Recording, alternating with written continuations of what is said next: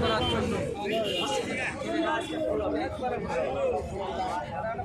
প্রতিষ্ঠা লাভ করেছিলেন। সেই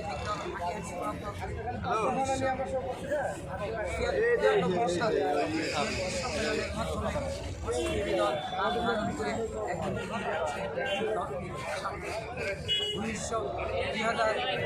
সালে শহীদ রাষ্ট্রপতি জিয়াউর রহমানের প্রতিষ্ঠিত দল এবং খালেদা জিয়ার হাত ধরে জেলে দল মৎস্যজীবী দল কমিটি গঠিত হয়। সেই কমিটি পরপর দেশনেত্রী বেগম খালেদা জিয়ার হাত ধরে এগিয়ে যেতে থাকে। আজকে দেশনায়ক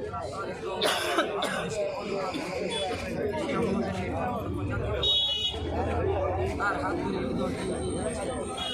আগামী দিনে এই দল একটি সমৃদ্ধশালী বাংলাদেশ গড়ার জন্য প্রত্যয়ে এগিয়ে যাচ্ছে।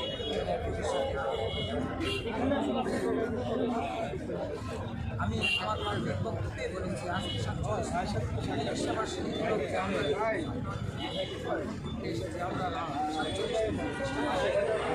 আলোচনা সভা